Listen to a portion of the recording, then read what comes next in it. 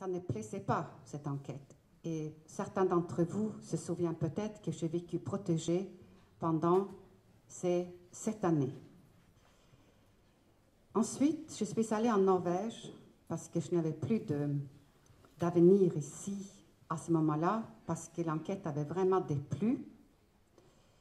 Et je travaillais pour le gouvernement norvégien sur le sujet des développements, avec comme mission particulière d'essayer de faire de sorte que la corruption internationale se réduise, parce que la Norvège avait une politique de développement très énergique, et je les ai convaincus que le nœud était la corruption et les paradis fiscaux.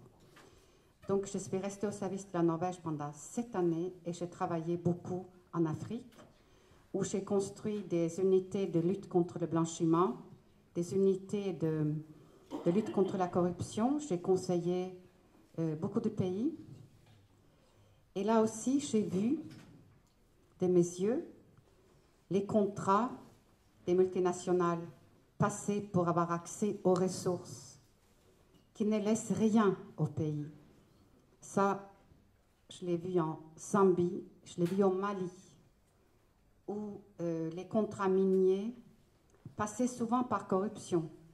La Zambie, ils avaient un président, Chiluba, qui a privatisé les mines, et avec notre aide, les enquêteurs zambiens ont retrouvé dans les 100 millions de dollars sur le compte personnel de Chiluba en provenance de ces mines. Donc les contrats sont très très mauvais, et il reste réellement rien. Donc on s'est penché sur cette question-là. Je l'ai portée pendant plusieurs années internationalement. Je les raconte dans un de mes livres.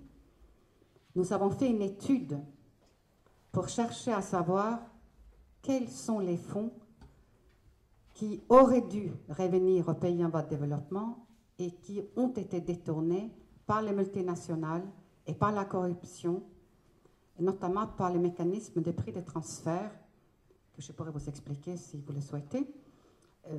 La réponse, vous les trouvez sur le site internet du gouvernement norvégien, c'est facile, ça s'appelle Development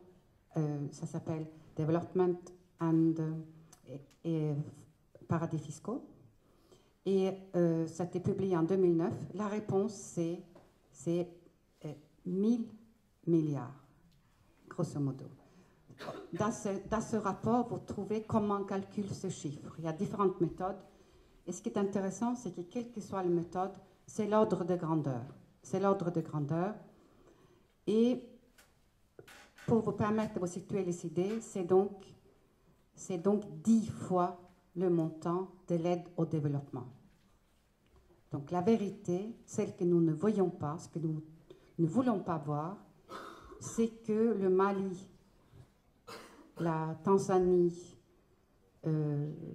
la Zambie, le Congo et les autres pays n'auraient pas besoin de notre aide s'il y avait une répartition plus juste des richesses. La concession des ports, la concession des exploitations forestières, très souvent, ils sont obtenus par des moyens qui ne sont pas loyaux et dans des conditions qui sont très néfastes pour le pays. Donc j'ai observé ça étant conseiller et diplomate pour le gouvernement norvégien. Et j'ai aussi vu que nous n'avancions pas sur le chemin de régler tout ça. Et j'ai compris que le but du Fonds monétaire ou le but de la Banque mondiale n'est pas le développement, c'est l'accès aux ressources. Je suis allée au Mali il y a 2 mois, alors que j'étais déjà candidate, invitée par des Maliens, par les amis de Faléa. Faléa est une petite commune complètement dans le sud-ouest du Mali, une commune agricole où vivent des paysans. Ils vivent comme vivaient leurs ancêtres, tranquillement, 20 000 habitants. Et on y a trouvé de l'uranium. le gouvernement a donné le permis de forêt à une société canadienne qui a déjà forêt des kilomètres et des kilomètres. Et l'avenir de cette communauté est très préoccupante parce qu'il n'y a pas de titre de propriété sur les terres et une situation difficile.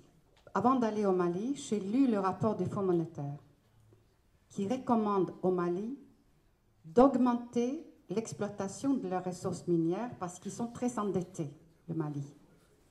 Et le Fonds monétaire dit, si vous demandiez des royalties à hauteur de 2,5%, vous serez sûr d'avoir des compagnies qui viendraient.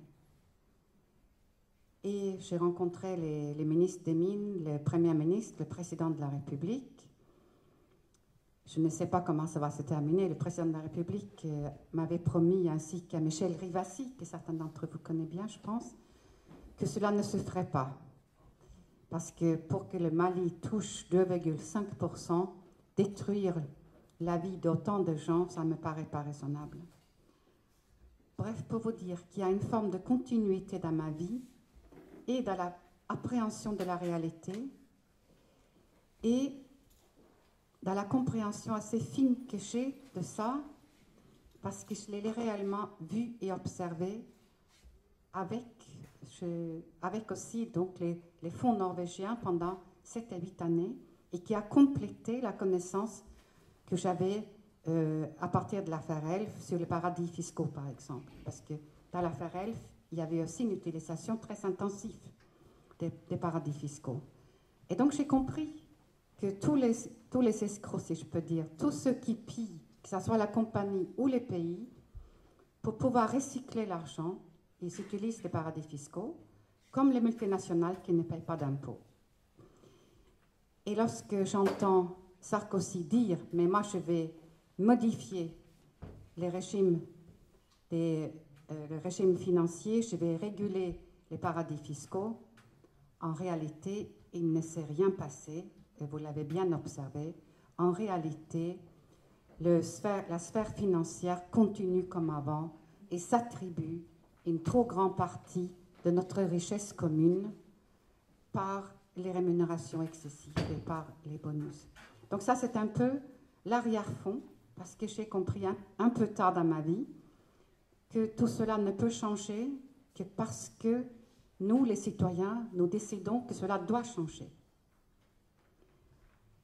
Et je suis donc venue à la politique en 2008. Je me suis présentée aux élections en 2009, aux élections européennes. Lorsque je rejoins le mouvement Europe Écologie,